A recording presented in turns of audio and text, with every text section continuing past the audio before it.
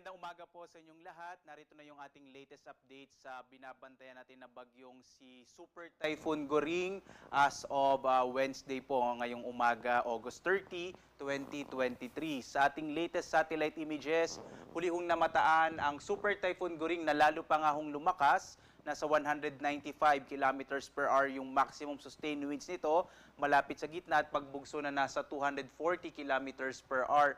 Malapit ito ngayon sa katubigan ho ng Sabtang sa lalawigan ho ng Batanes, dyan ho sa Sabtang Island. Munisipalidad din ho ito ng Sabtang. Kumikilos ito pa hilagang kanluran sa bilis naman na 20 kilometers per hour. Base ho sa ating pinakahuling datos, mukhang wala naman itong naging landfall. Gayunpaman, naging napakalakas pa rin ang bugso ng hangin na naging dala nito, partikular na sa Babuyan Islands at sa ilang bahagi ho or sa bahagi ho ng Batanes kung saan malapit ho yung tinatawag na eye wall o yung kung saan yung pinakamalakas na hangin na dala ng bagyo. Sa ngayon nga ho, kumikilos na ito pahilagang kanluran na magsisimula na pong lumayo sa bahagi ng Batanes at Babuyan Island. Samantala, minomonitor din natin si Severe Tropical Storm Haikui, panibagong bagyo na inaasahan natin papasok ng Philippine Air Responsibility ngayong araw. Magbibigay po tayo ng update niyan mamaya.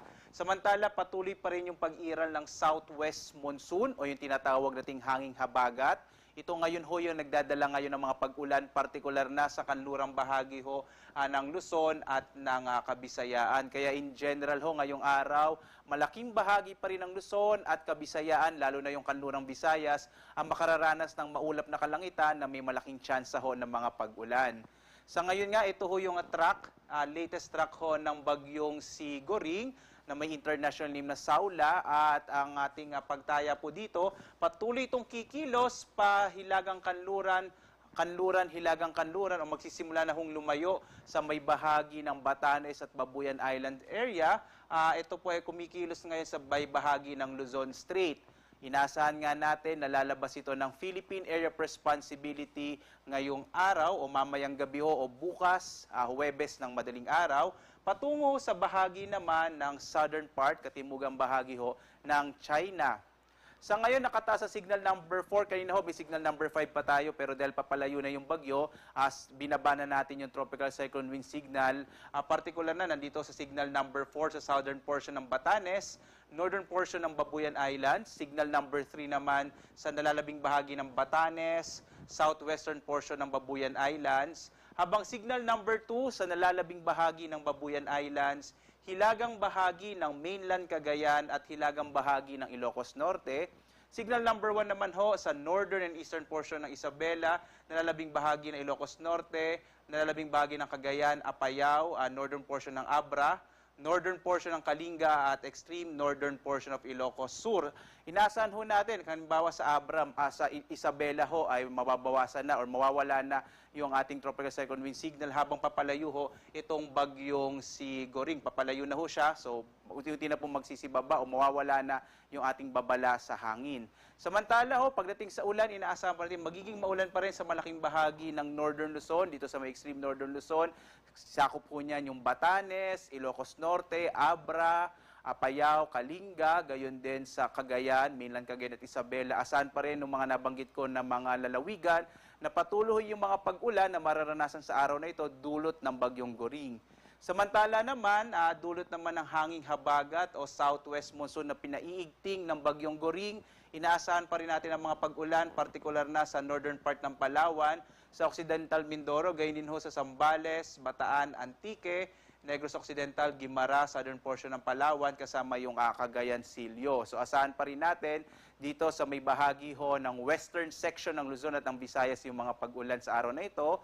Gayon din ho bukas, araw ng Huwebes at hanggang Biyernes. Makikita ho natin sa ating mapa, ito po yung mapa ng rainfall map po, ay makikita natin malaking tsansa hanggang araw ng Biyernes, maulan pa rin ho, partikular na sa kanlurang bahagi ng Luzon, yung Zambales, Bataan, Occidental Mindoro area. Sa Kamaynilaan, makararanas din ho ng malaking tsansa ng mga pag-ulan simula ngayong araw hanggang Biyernes, dulot ho ng southwest monsoon at mga karating na lalawigan ng Rizal, Cavite at gayon din ho sa bahagi ng Batangas.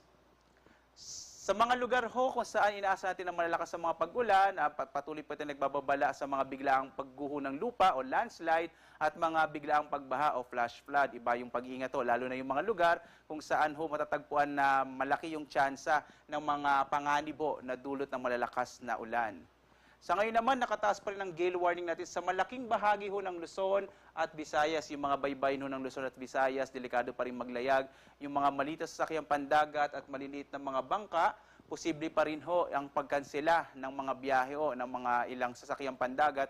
Dulot nga nitong ating gale warning sapagkat magiging napakaalo ng karagatan.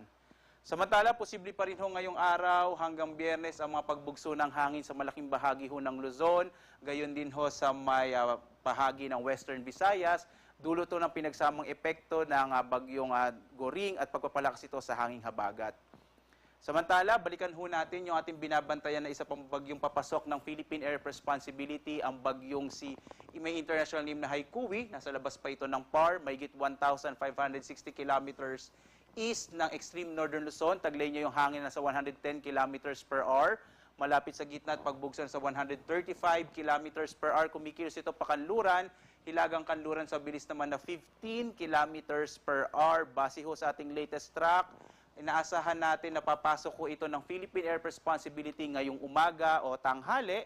At kikilos ho ito pahilagang Kanluran. Posible ho, base sa ating latest track, bagamat pwede pa rin naman ito magbago, pero malaki yung tsansa, araw ho ng Biyernes ng gabi, nasa labas na rin ito ng Philippine Air Responsibility. Bagamat wala ho tayong nakikitang direktang epekto, hindi ho magla-landfall itong bagyong si Haikui na tatawagin nating Hana, ay patuloy niyang palalakasin yung hanging habagat, kaya magpapatuloy ho yung mga pag-ulan at least yung maulap na kalangitan sa malaking bahagi ng Luzon at Western Visayas hanggang araw ho ng Biyernes o Sabado dahil nga sa pagpasok ho ng bagyong si Hana. At yan ho yung ating latest sa lagay ng ating panahon. Papalabas na ho yung bagyong Goring at papasok naman yung bagong bagyo na tawagin natin bagyong Hana. Dahil ho doon, asahan pa rin natin ang malaking tsansa ng pag-ulan sa malaking bahagi ng Luzon at Western Visayas. Sundan tayo sa ating iba't ibang mga social media platforms para ho sa latest update sa lagay ng ating panahon. At muli ho, mula sa Pag-asa Weather Forecasting Center, ako naman si Obet Badrina, live po na nag-uulat. Maghanda po tayo lagi para sa ligtas na Pilipinas. Maraming salamat po. Mag-ingat po kayong lahat.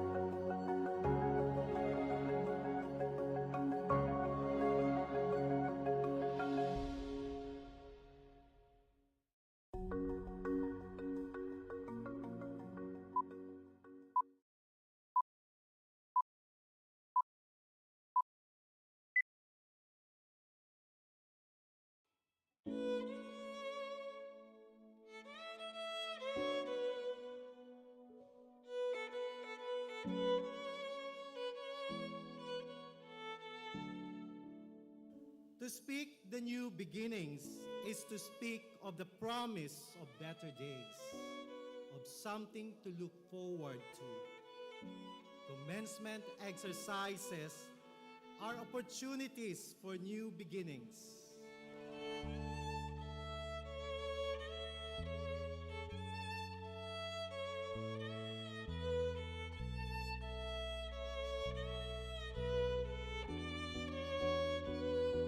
But before we can move towards new beginnings, it is best to look back with gratitude to the journey we've had as one Bicol University family.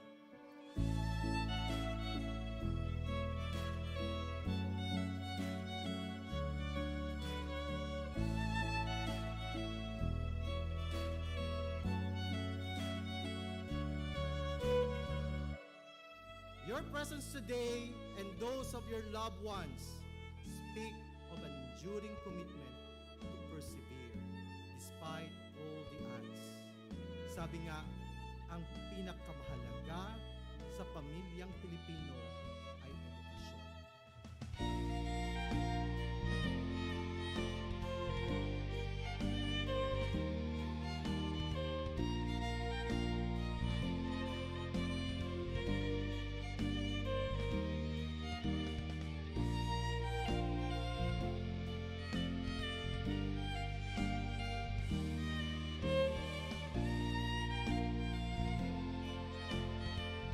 Have been through the worst of times, yet you are here, finishing your degree, finally graduating in the normal face-to-face setup from a resilient Bicol University with a legacy of quality education. Knocking me down, but my heart keeps beating. Like going out, but I won't stop dreaming. I know a brighter day will come. I challenge each of you to equip yourselves to the point that you can create opportunities and provide this to others. I believe, yes, I believe it. I can see, yes, I can see it. Though I'm not there yet, I lift up my To head. whom much is given, much is expected. And you have been given much. Bicol University education is a great blessing. It opens a lot of opportunities. Every bruise, every scar makes us who we are. Who we are. Who we are. Every bruise, every scar makes us who we are. Ano kaya kung ang bawat isa sa inyo ay totoong isa sa buhay ang kahulugan ng karangalan at karagdagang kaalaman na kasabay ng inyong mga titulo at tinapusan. I believe it, yes, I believe it.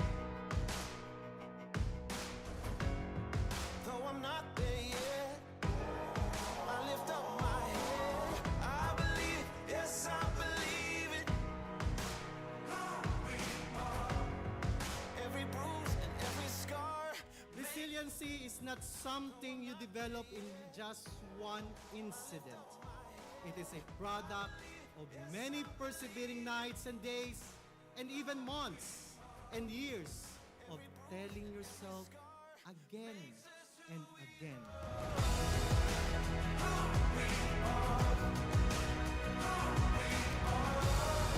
Every bruise, every scar. Gonna wear 'em on my heart. Who we are.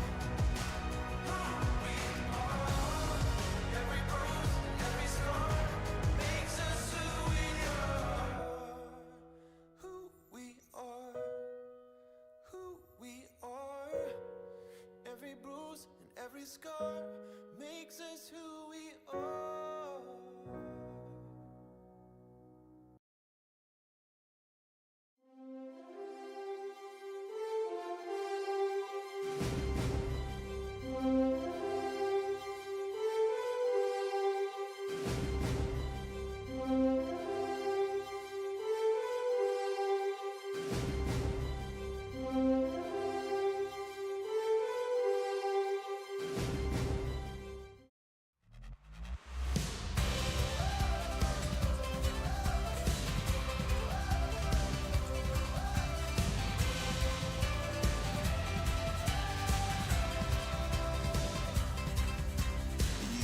Take us out of our cages, into the wide open spaces. We are free, free as a bird on the wind. No prison wall can contain us. Your beating heart makes us fearless.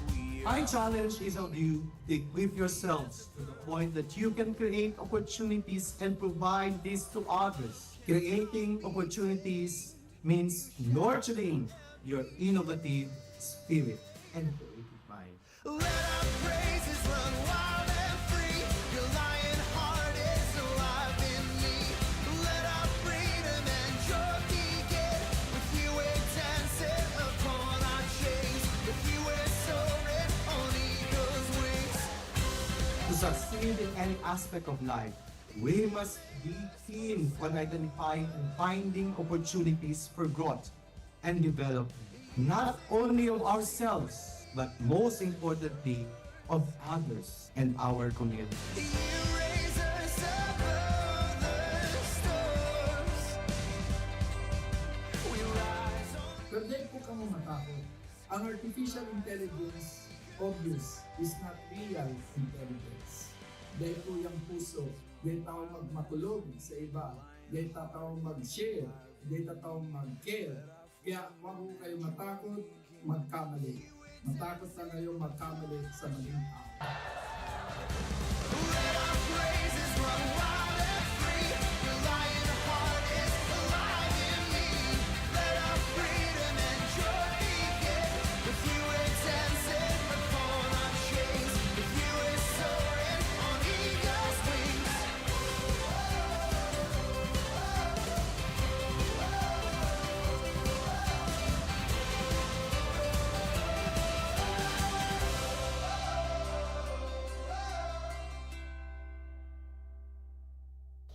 Today is your day of celebrating new beginnings. Your graduation gives you the chance to renew your commitment to continuing to become productive scholars with a heart for transformative leadership and collaborative service, and the continuous nurturing of your character as you evolve and contribute to building better and sustainable societies. Flexibility, adaptability, resiliency. These are the necessary attitudes that each of us must continue to develop by learning to shift and change our perspectives.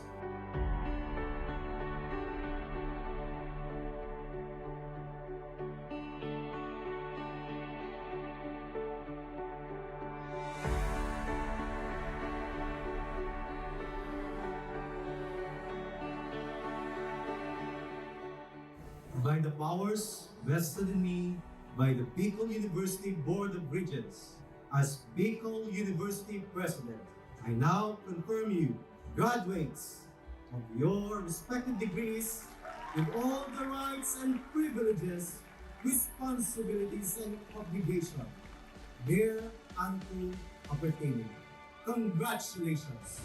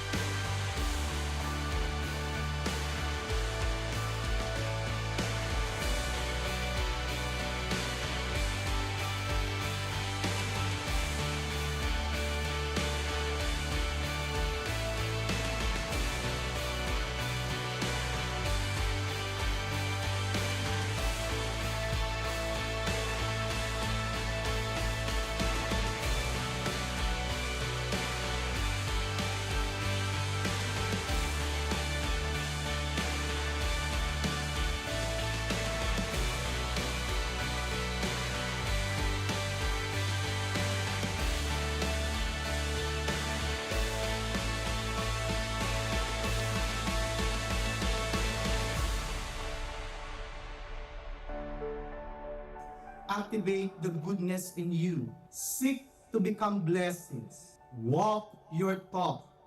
Be a person of dignity. Let your scholastic excellence extend to leadership, service, and most especially, character. As you continue to celebrate life, creating opportunities, and changing perspectives, one meaningful day at a time. Congratulations, dear graduates. Diyos ang mabalos sa gabos.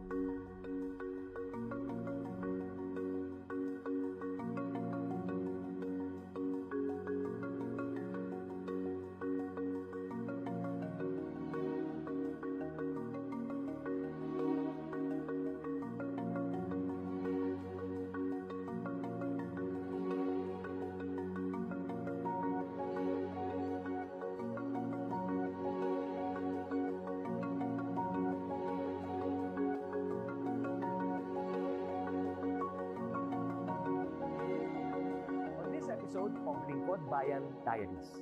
Ating tunghayan ang kwento ng isa sa ating mga honor awardees. There are also students who cannot really go to school. So the tendency is they just be there at their home. But then what we did as part of the school's operations and governance, we look for partners, we look for donors, and then we innovate and we save them. I am Eileen Batulan Añonuevo, the Chief Education Supervisor, Schools Governance and Operations Division of the Department of Education, Schools Division of Panabo City. And I am assigned in Operations and Governance in DepEd. I am already almost 35 years in the service as a teacher in the Department of Education.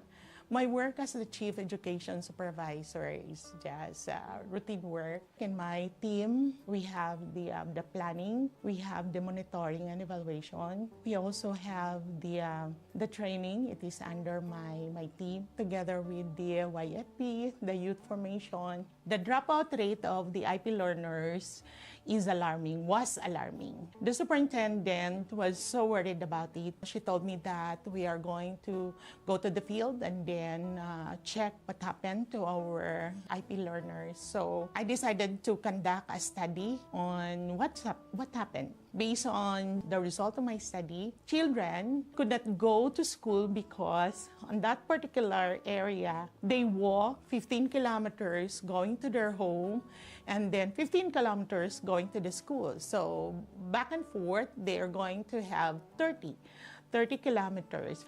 So when they reach their home, they're already tired and they could no longer study their lessons. So what they did, they left school with the help of the local government unit, of course, of Panabo City, and also the DATO, the IP, the elders. It was a triangulated project. It was decided that we are going to have a House of Hope, Balay. It's something like a boarding house. IP children, we have 32, and then the security guard for the safety of our children, and also one IP stands as their caretaker.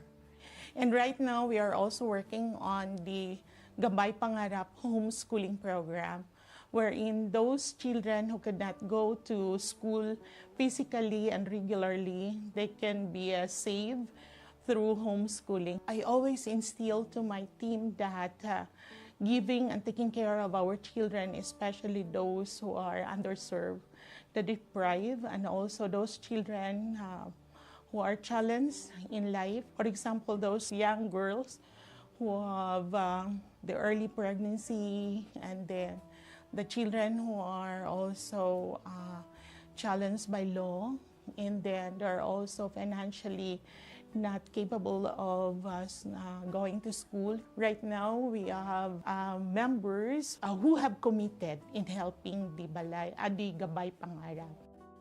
Right now, we have two who are in State University. They are now college students. One is in Davao City.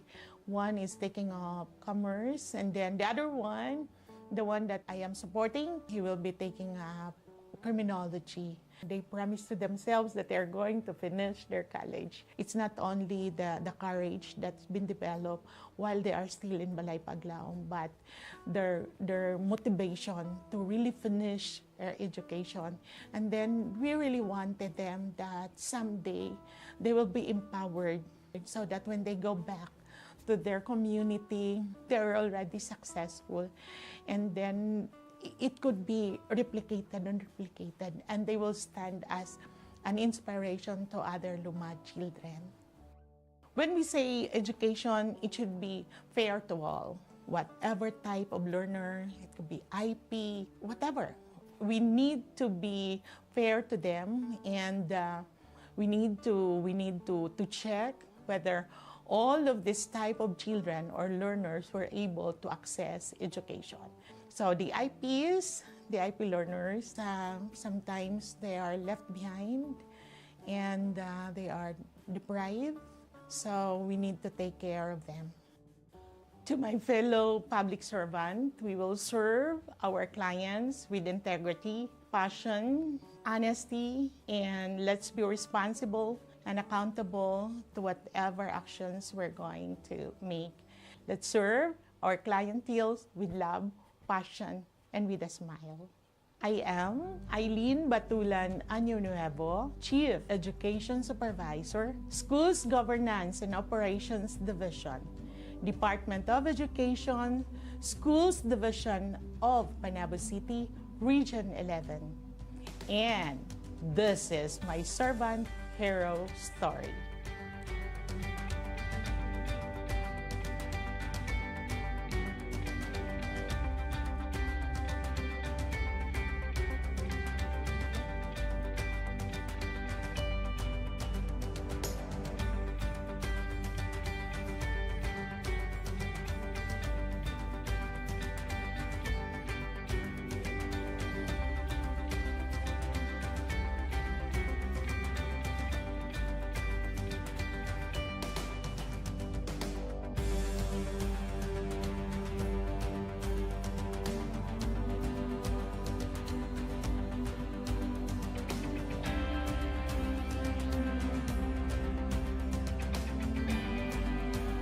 Inyong natunghayan ang kwento ng ating lingkod bayani. Kung ikaw ay may kilalang lingkod bayani, maaari siyang i-nominate sa Honor Awards Program ng Civil Service Commission. For nomination procedures, go to www.csc.gov.ph. See you on the next episode of Lingkod Bayan Diaries.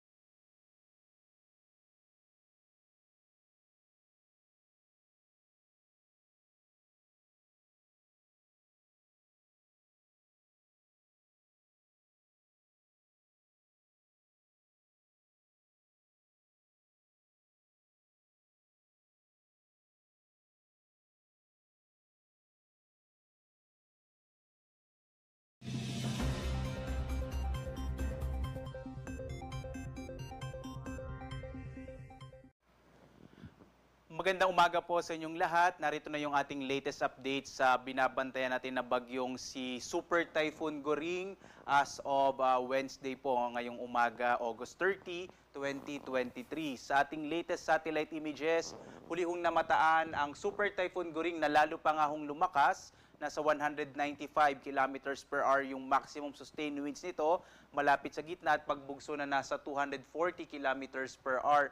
Malapit ho ito ngayon sa katubigan ho ng Sabtang sa lalawigan ho ng Batanes, dyan ho sa Sabtang Island. Munisipalidad din ho ito ng Sabtang. Kumikilos ito pa hilagang kanluran sa bilis naman na 20 kilometers per hour. Base ho sa ating pinakahuling datos, mukhang wala naman itong naging landfall. Gayunpaman, naging napakalakas pa rin ang bugso ng hangin na naging dala nito, partikular na sa Babuyan Islands at sa ilang bahagi ho or sa bahagi ho ng Batanes kung saan malapit ho yung tinatawag na eye wall o yung kung saan yung pinakamalakas na hangin na dala ng bagyo. Sa ngayon nga ho, kumikilos na ito pahilagang kanluran na magsisimula na pong lumayo sa bahagi ng Batanes at Babuyan Island. Samantala, minomonitor din natin si Severe Tropical Storm Haikui, panibagong bagyo na inaasahan natin papasok ng Philippine Air Responsibility ngayong araw. Magbibigay po tayo ng update niyan mamaya.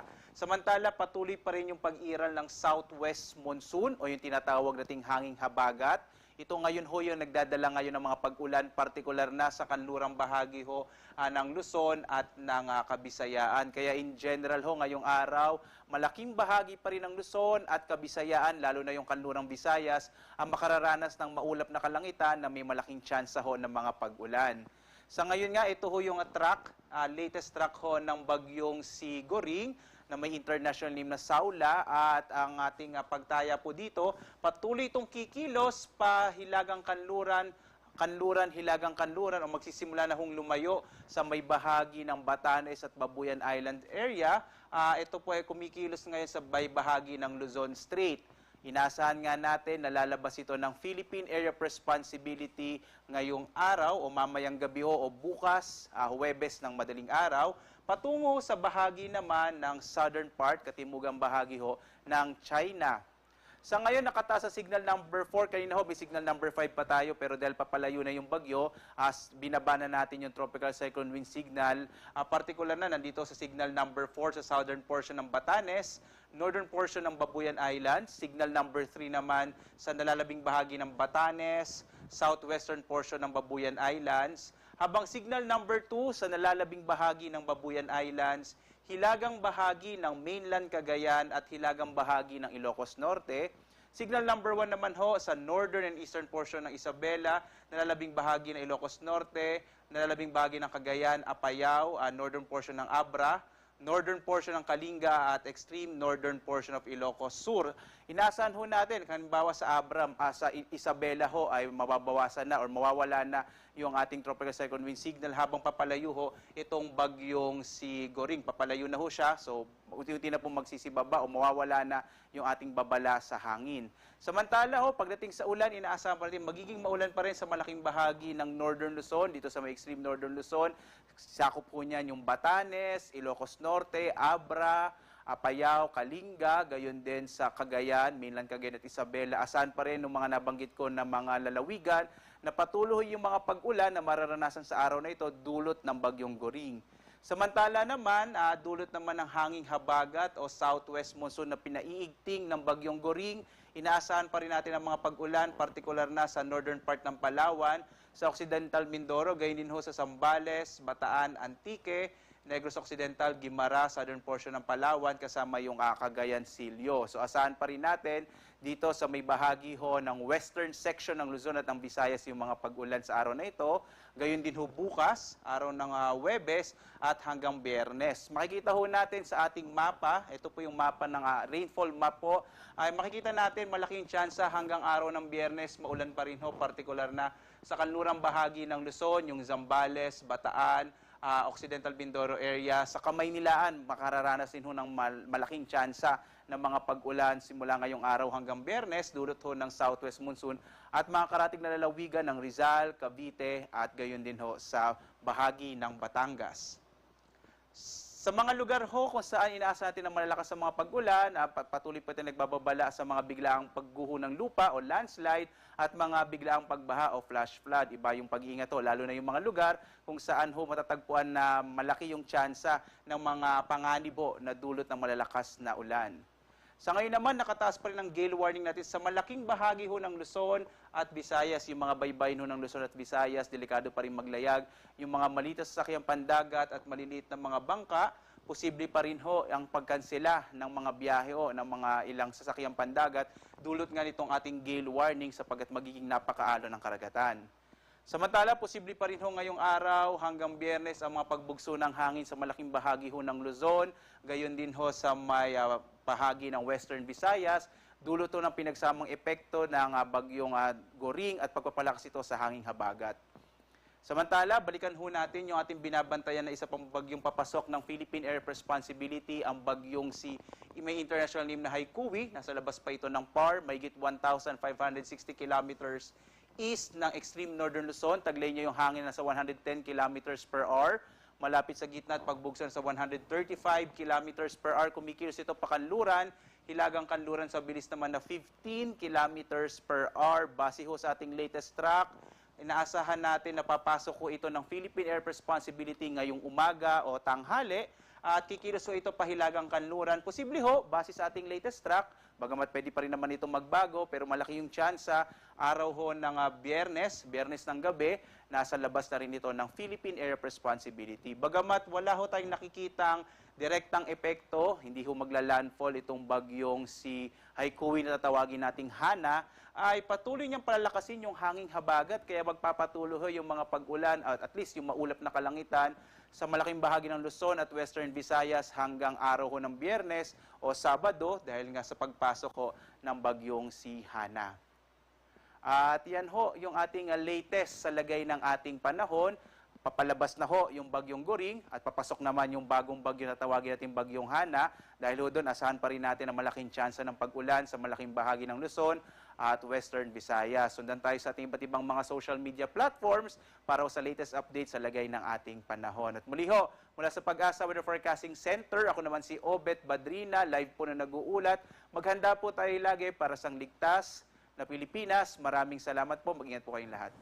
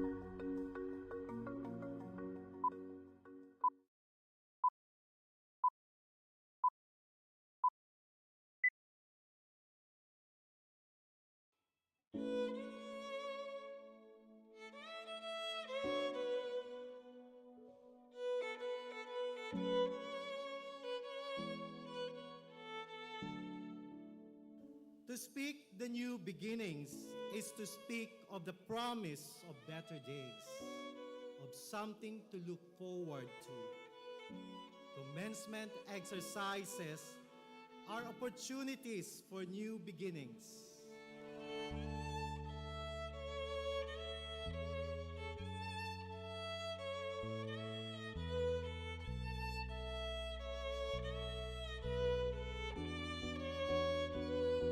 But before we can move towards new beginnings, it is best to look back with gratitude to the journey we've had as one Bicol University family.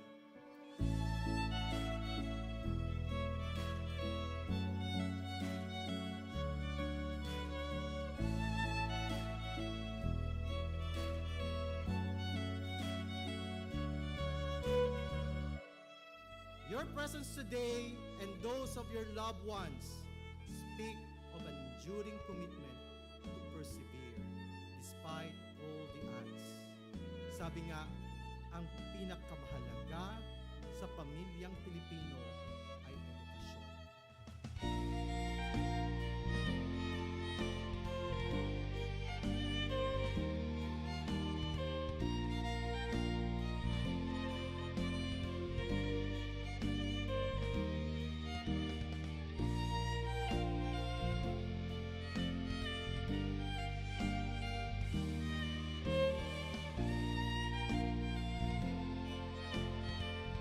Have been through the worst of times, yet you are here, finishing your degree, finally graduating in the normal face-to-face setup from a resilient Bicol University with a legacy of quality education.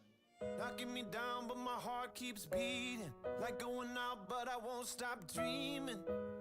I know a brighter day will come. I challenge each of you to equip yourselves to the point that you can create opportunities and provide this to others. I believe, yes, I believe it. I can see, yes, I can see it. Though I'm not there yet, I lift up my To head. whom much is given, much is expected. And you have been given much. Bicol University education is a great blessing. It opens a lot of opportunities. Every bruise, every scar makes us who we are. Who we are. Who we are. Every bruise, every scar makes us who we are. Ano kaya kung ang bawat isa sa inyo ay totoong isa sa buhay ang kahulugan ng karangalan at karagdagang kaalaman na kasabay ng inyong mga titulo at tinapusan? I believe it, yes, I believe it. Though I'm not there yet, I lift up my head. I believe, yes, I believe it. Every bruise and every scar. Resiliency is not something you develop in just one incident. It is a product of many persevering nights and days, and even months and years of telling yourself again and again.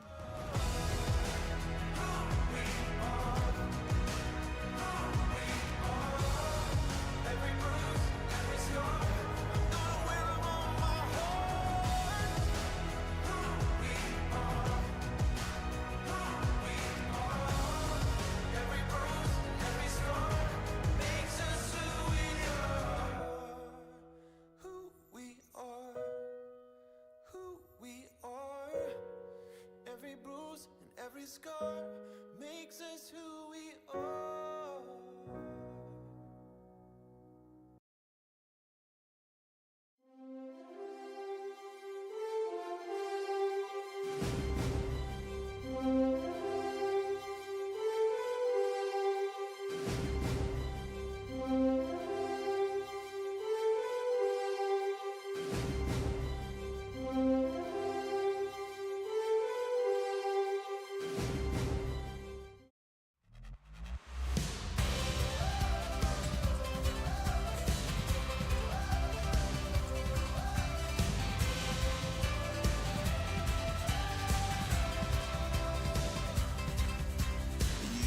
us out of our cages into the wide open spaces. We are free, free as a bird on the wind. No prison wall can contain us. Your beating heart makes us fearless. I challenge each of you to equip yourselves to the point that you can create opportunities and provide this to others. Creating opportunities means nurturing your innovative spirit and creative mind. Let our praises run wild and free. Your lion heart is alive in me. Let our freedom and joy begin. With you we're dancing upon our chains. With you we're soaring on eagle's wings. To succeed in any aspect of life, we must be keen on identifying and finding opportunities for growth and development, not only of ourselves, but most importantly, of others and our community. You raise us above the storms. We rise on. Pwede po kamo matakot. Ang artificial intelligence, obvious, is not real intelligence. Dahil po yung puso, dahil tao magmatulog sa iba, dahil tao mag-share, dahil tao mag-care. Kaya huwag po kayo matakot, magkamali.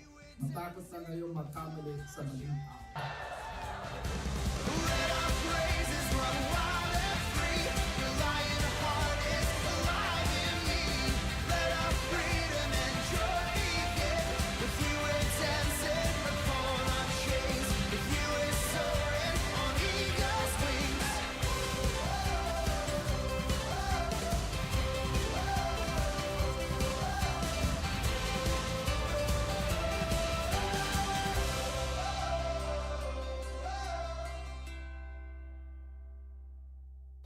Today is your day of celebrating new beginnings. Your graduation gives you the chance to renew your commitment to continuing to become productive scholars with a heart for transformative leadership and collaborative service, and the continuous nurturing of your character as you evolve and contribute to building better and sustainable societies.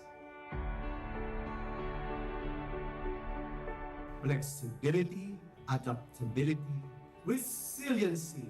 These are the necessary attitudes that each of us must continue.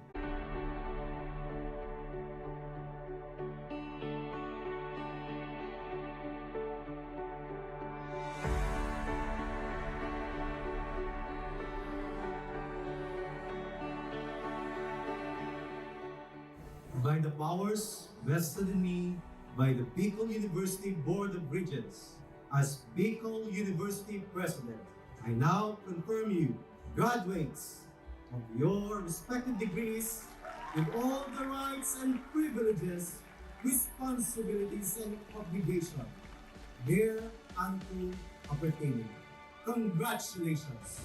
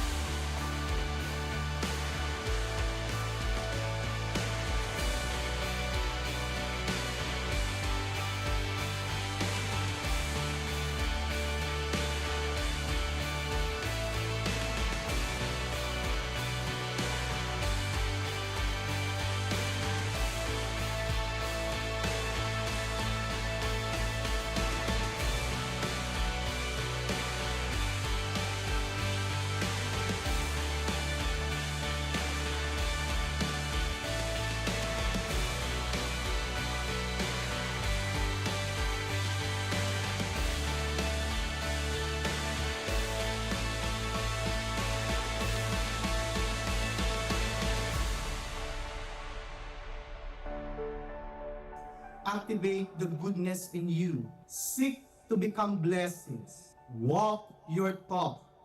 Be a person of dignity. Let your scholastic excellence extend to leadership, service, and most especially, character.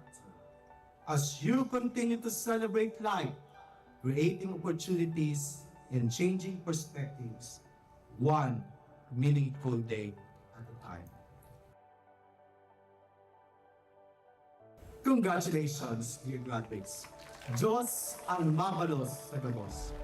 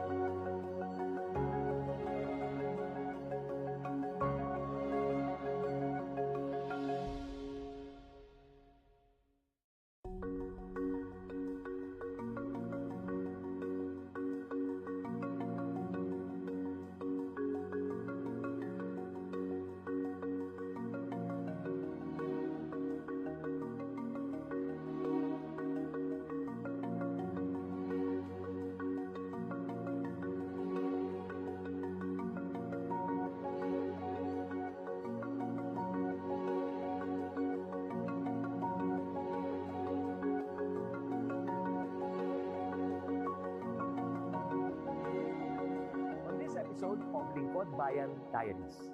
Ating tunghayan ang kwento ng isa sa ating mga honor awardees.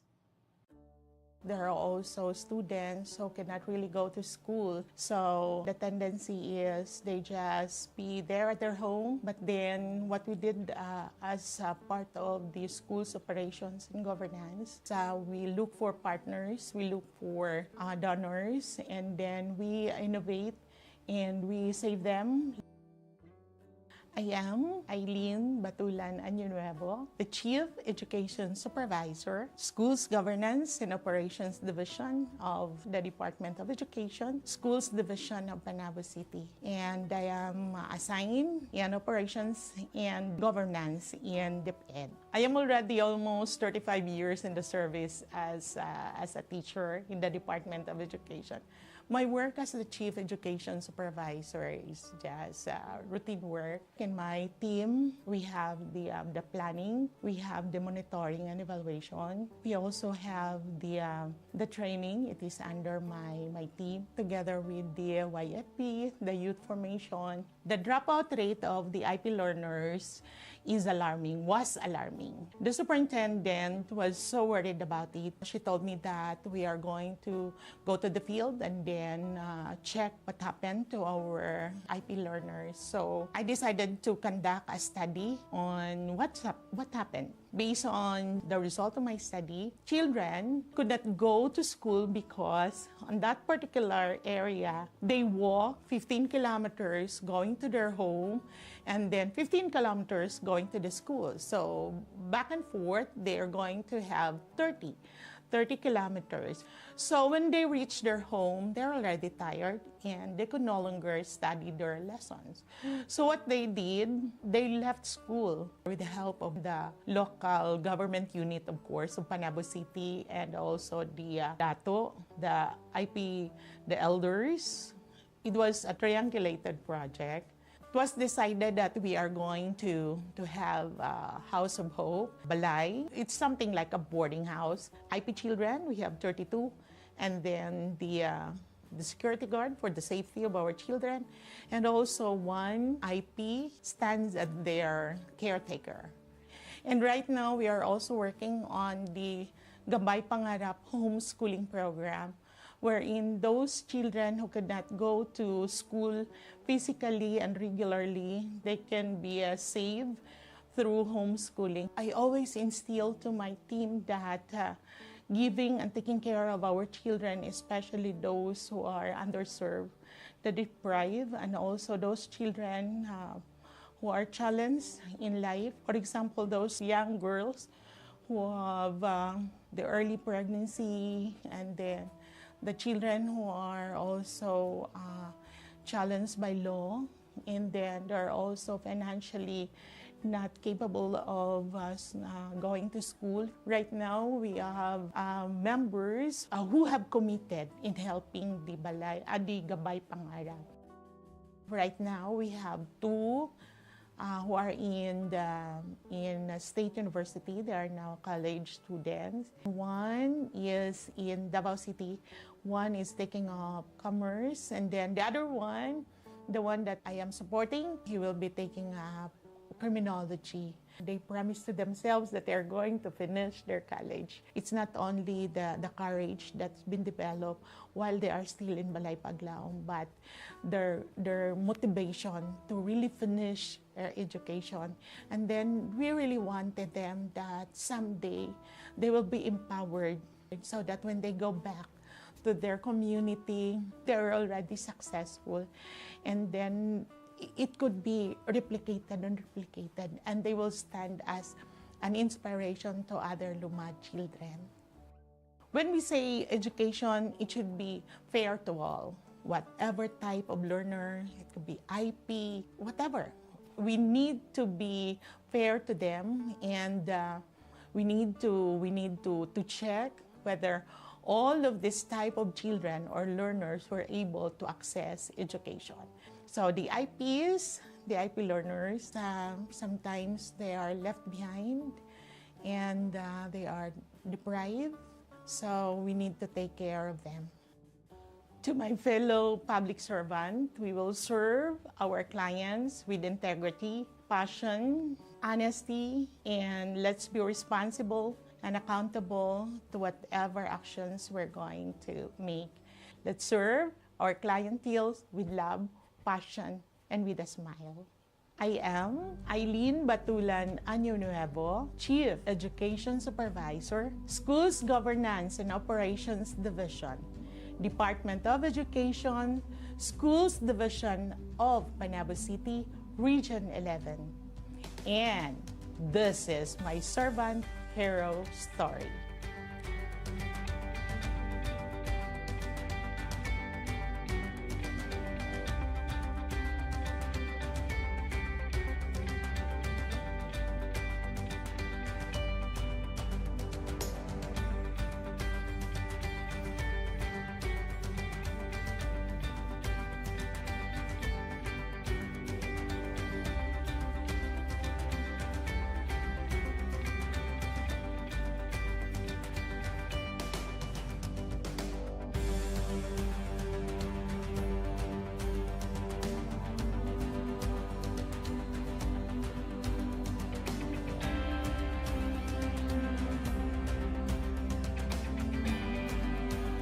Inyong natunghayan ang kwento ng ating lingkod bayani.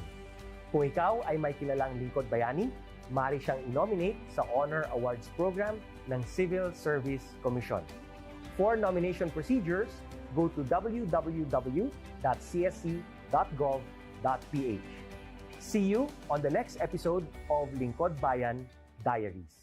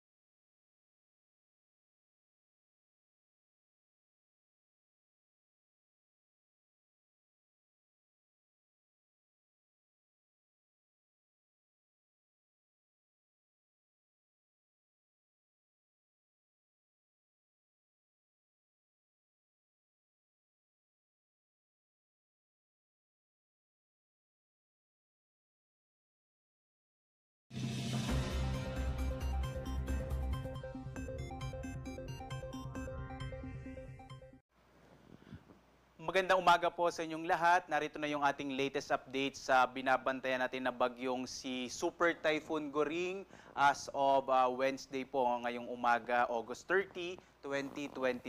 Sa ating latest satellite images, huli hong namataan ang Super Typhoon Goring na lalo pa nga hong lumakas. Nasa 195 kilometers per hour yung maximum sustained winds nito, malapit sa gitna at pagbugso na nasa 240 kilometers per hour.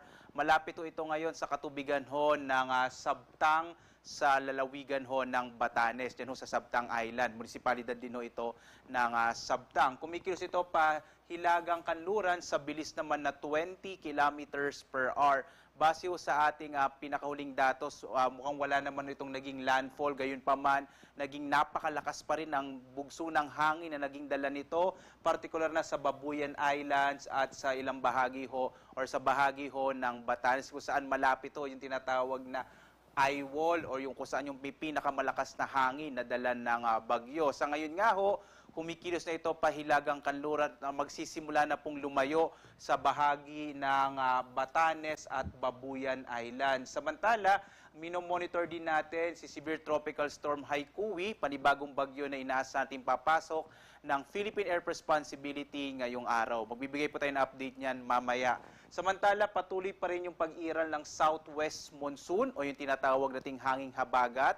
Ito ngayon ho yung nagdadala ngayon ng mga pag-ulan, partikular na sa kanlurang bahagi ho ng Luzon at ng Kabisayaan. Kaya in general ho ngayong araw, malaking bahagi pa rin ng Luzon at Kabisayaan, lalo na yung kanlurang Visayas, ang makararanas ng maulap na kalangitan na may malaking tsansa ho ng mga pag-ulan.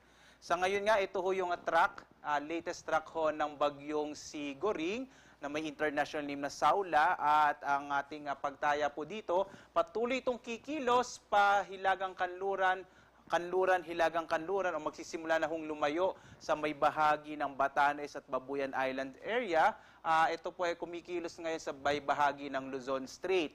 Inaasahan nga natin na lalabas ito ng Philippine Area of Responsibility ngayong araw o mamayang gabi ho o bukas, Huwebes ng madaling araw, patungo sa bahagi naman ng southern part, katimugang bahagi ho ng China.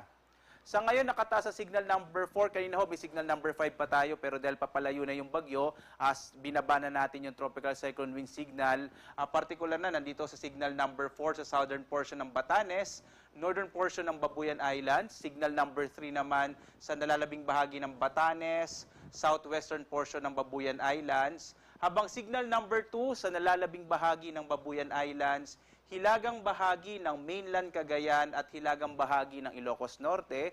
Signal number 1 naman ho sa northern and eastern portion ng Isabela, nalalabing bahagi ng Ilocos Norte, nalalabing bahagi ng Cagayan, Apayao, northern portion ng Abra, northern portion ng Kalinga at extreme northern portion of Ilocos Sur.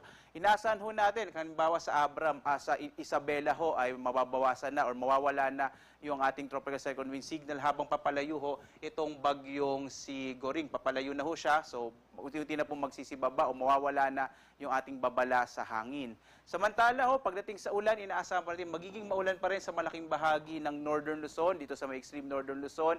Sakop po niyan yung Batanes, Ilocos Norte, Abra, Apayao, Kalinga, gayon din sa Cagayan, mainland Cagayan at Isabela. Asahan pa rin ng mga nabanggit ko na mga lalawigan na patuloy yung mga pag-ulan na mararanasan sa araw na ito dulot ng bagyong Goring. Samantala naman, dulot naman ng hanging habagat o southwest monsoon na pinaiigting ng bagyong Goring. Inaasahan pa rin natin ang mga pag-ulan, partikular na sa northern part ng Palawan, sa Occidental Mindoro, gayon din ho sa Zambales, Bataan, Antique, Negros Occidental, Guimara, southern portion ng Palawan, kasama yung Cagayan, Silio. So asahan pa rin natin dito sa may bahagi ho ng western section ng Luzon at ng Visayas yung mga pag-ulan sa araw na ito. Gayon din ho bukas, araw ng Huwebes at hanggang Biyernes. Makikita ho natin sa ating mapa, ito po yung mapa ng rainfall map po, ay makikita natin malaking tsansa hanggang araw ng Biyernes, maulan pa rin ho, partikular na sa kanlurang bahagi ng Luzon, yung Zambales, Bataan, Occidental Mindoro area. Sa Kamaynilaan, makararanas din ho ng malaking tsansa ng mga pag-ulan simula ngayong araw hanggang Biyernes, dulot ho ng southwest monsoon at mga karatig na lalawigan ng Rizal, Cavite at gayon din ho sa bahagi ng Batangas. Sa mga lugar ho kung saan inaasahan natin ng malalakas sa mga pag-ulan, patuloy pa tayo nagbababala sa mga biglaang pagguho ng lupa o landslide at mga biglaang pagbaha o flash flood. Iba yung pag-iingat ho, lalo na yung mga lugar kung saan ho matatagpuan na malaki yung tsansa ng mga panganibo na dulot ng malalakas na ulan. Sa ngayon naman, nakataas pa rin ang gale warning natin sa malaking bahagi ho ng Luzon at Visayas. Yung mga baybayin ho ng Luzon at Visayas, delikado pa rin maglayag. Yung mga maliit na sasakyang pandagat at maliliit na mga bangka, posible pa rin ho ang pagkansela ng mga biyahe ho ng mga ilang sasakyang pandagat. Dulot nga nitong ating gale warning sapagkat magiging napakaalo ng karagatan.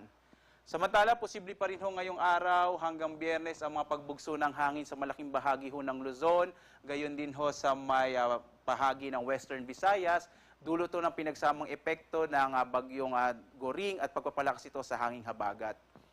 Samantala, balikan ho natin yung ating binabantayan na isa pang bagyong papasok ng Philippine Area of Responsibility, ang bagyong si may international name na Haikui. Nasa labas pa ito ng PAR, mahigit 1,560 kilometers east ng extreme northern Luzon. Taglay niya yung hangin na sa 110 kilometers per hour.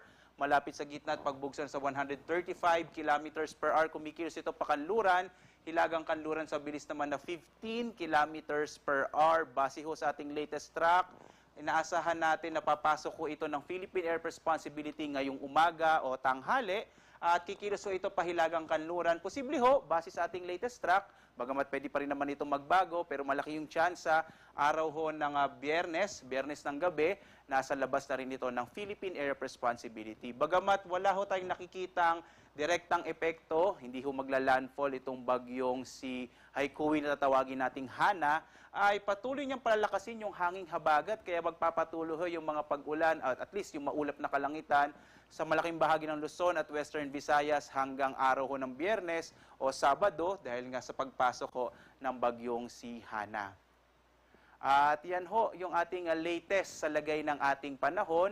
Papalabas na ho yung bagyong Goring at papasok naman yung bagong bagyo na tawagin natin bagyong Hana. Dahil ho doon, asahan pa rin natin ang malaking tsansa ng pag-ulan sa malaking bahagi ng Luzon at Western Visayas. Sundan tayo sa ating iba't ibang mga social media platforms para ho sa latest update sa lagay ng ating panahon. At muli ho, mula sa Pag-asa Weather Forecasting Center, ako naman si Obet Badrina, live po na nag-uulat.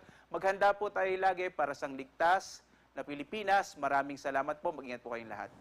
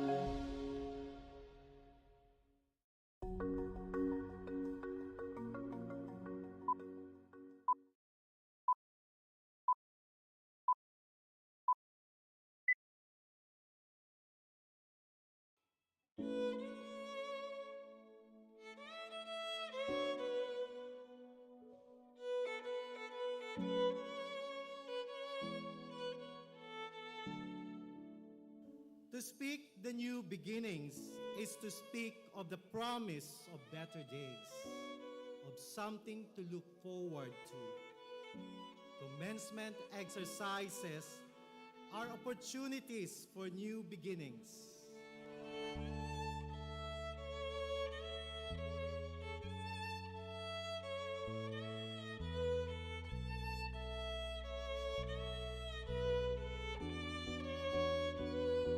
But before we can move towards new beginnings, it is best to look back with gratitude to the journey we've had as one Bicol University family.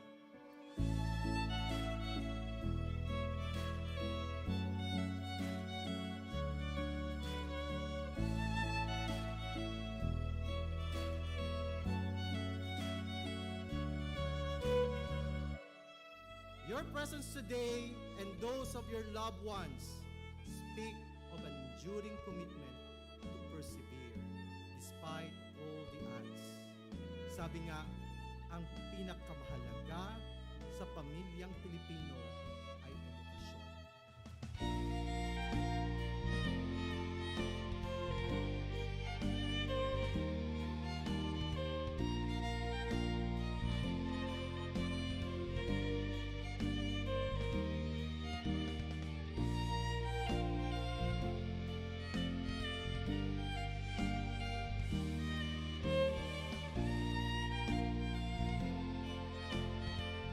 Have been through the worst of times, yet you are here, finishing your degree, finally graduating in the normal face-to-face setup from a resilient Bicol University with a legacy of quality education. Knocking me down, but my heart keeps beating. Like going out, but I won't stop dreaming. I know a brighter day will come. I challenge each of you to equip yourselves to the point that you can create opportunities and provide this to others. I believe, yes, I believe it. I can see, yes, I can see it. Though I'm not there yet, I lift up my To head. whom much is given, much is expected. And you have been given much. Bicol University education is a great blessing. It opens a lot of opportunities. Every bruise, every scar makes us who we are. Who we are. Who we are. Every bruise, every scar makes us who we are.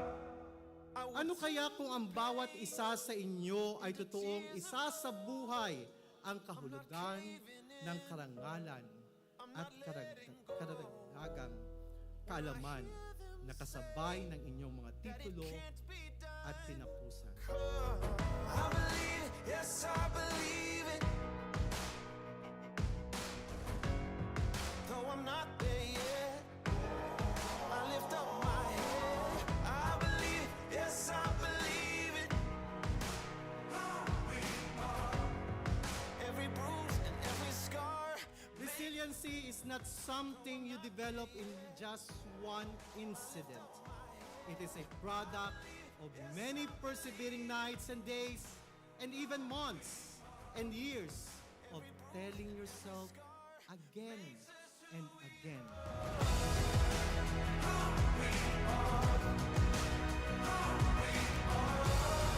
Every bruise, every scar. I'm gonna wear 'em on my heart. Who we are. Who we are. Every bruise, every scar makes us who we are. Who we are. Who we are.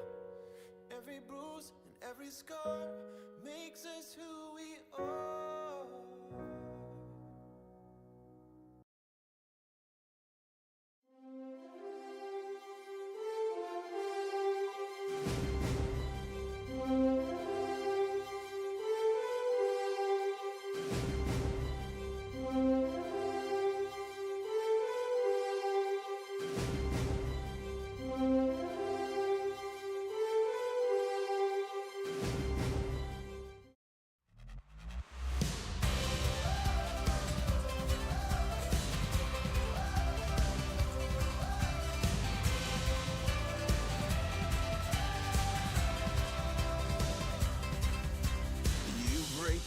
out of our cages into the wide open spaces. We are free, free as a bird on the wind. No prison wall can contain us. Your beating heart makes us fearless. My challenge is on you to equip yourselves to the point that you can create opportunities and provide this to others. Creating opportunities means nurturing your innovative spirit and creative mind. Let our praises run wild and free. Your lion heart is alive in me. Let our freedom and joy begin. With you we're dancing upon our chains. With you we're soaring on eagle's wings. To succeed in any aspect of life, we must be keen on identifying and finding opportunities for growth and development, not only of ourselves, but most importantly, of others and our community. You raise us above the storms. We rise on. Pwede po kamo matakot. Ang artificial intelligence, obvious, is not real intelligence. Dahil po yung puso, dahil tao magmatulog sa iba, dahil tao mag-share, dahil tao mag-care. Kaya huwag po kayo matakot, magkamali. Matakot na kayo magkamali sa maling tao. Let our praises run wild and free. Your lion heart is alive in me. Let our freedom and joy begin. With you we're dancing upon our chains. With you we're soaring on eagle's wings.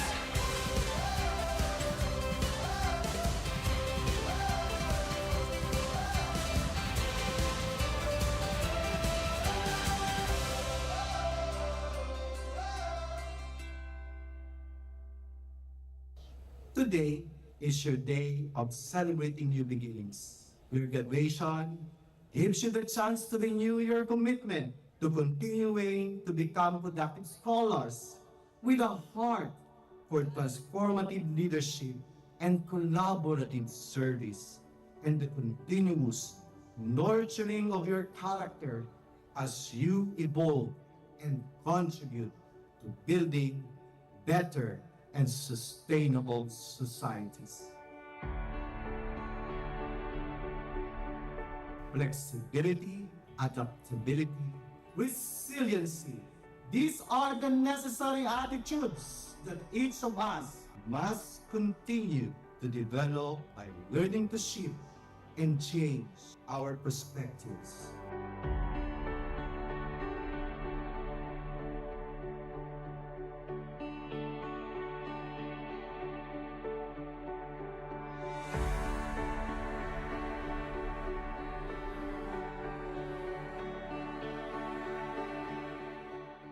By the powers vested in me by the Bicol University Board of Regents, as Bicol University President, I now confirm you graduates of your respective degrees with all the rights and privileges, responsibilities and obligations thereunto appertaining. Congratulations!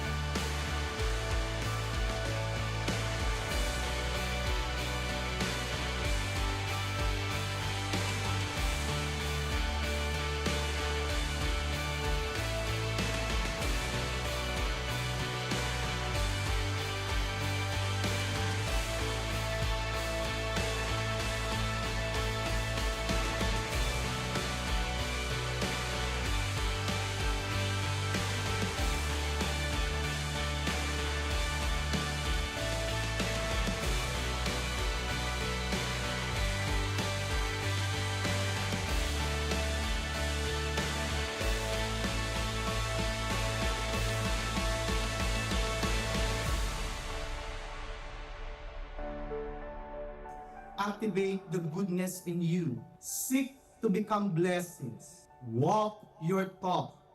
Be a person of dignity. Let your scholastic excellence extend to leadership, service, and most especially, character. As you continue to celebrate life, creating opportunities and changing perspectives, one meaningful day at a time. Congratulations, dear graduates. Diyos ang mabalos sa gabos.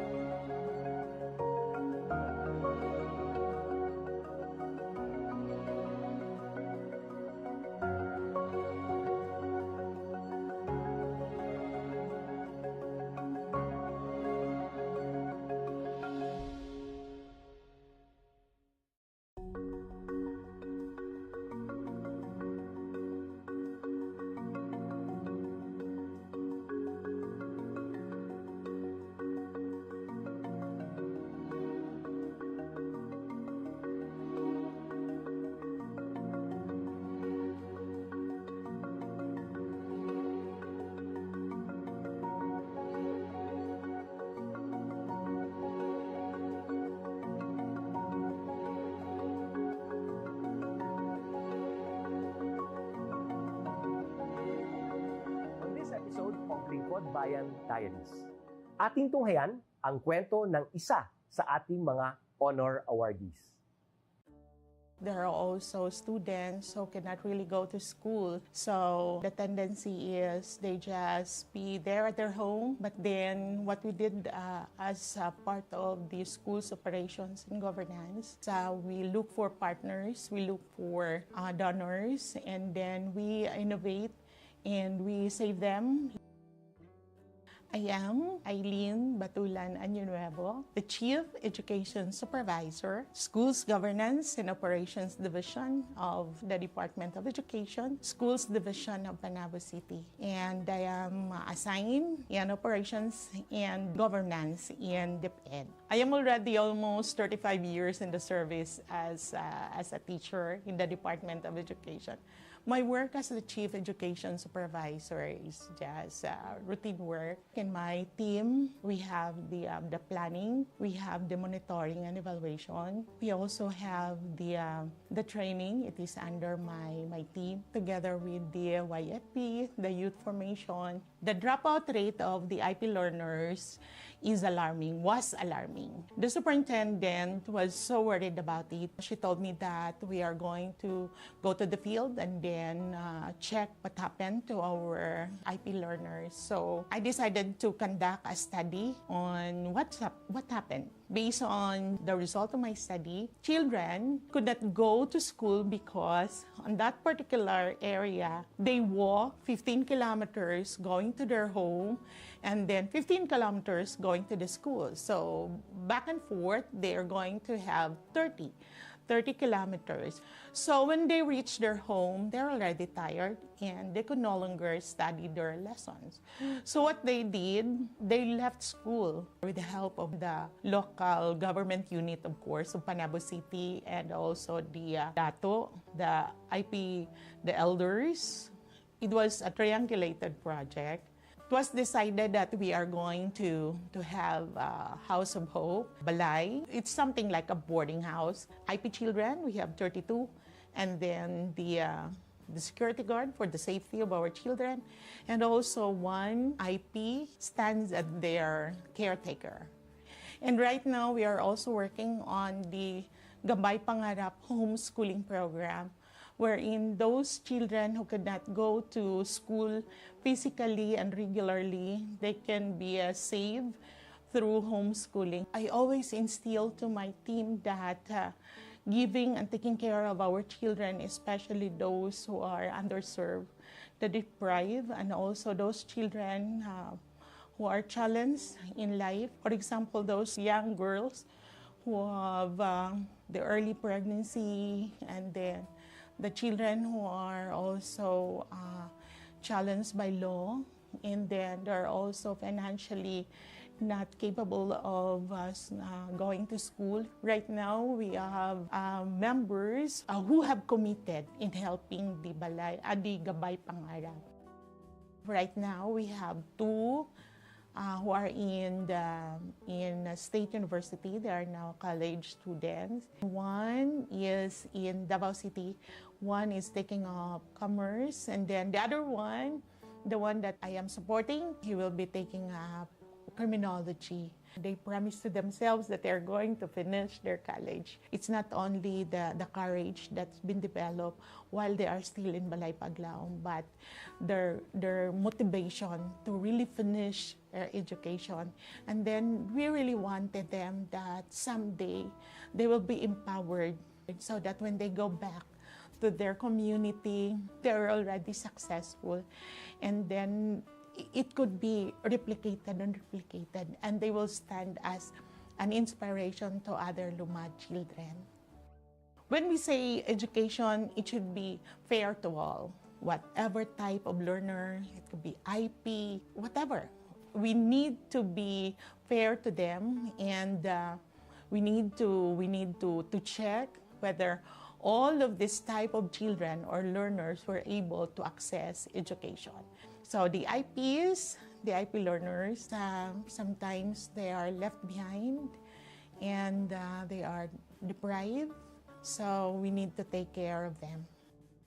To my fellow public servant, we will serve our clients with integrity, passion, honesty, and let's be responsible and accountable to whatever actions we're going to make. Let's serve our clientele with love, passion, and with a smile.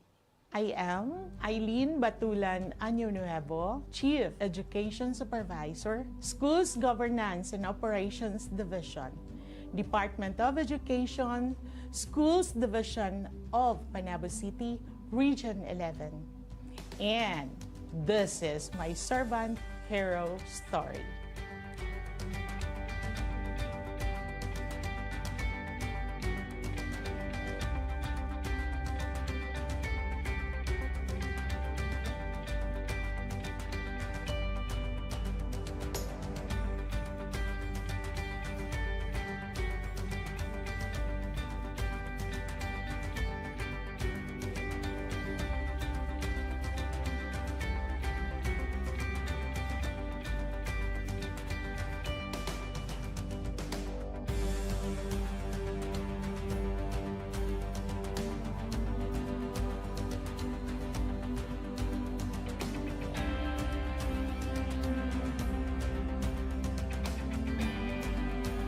Inyong natunghayan ang kwento ng ating lingkod bayani.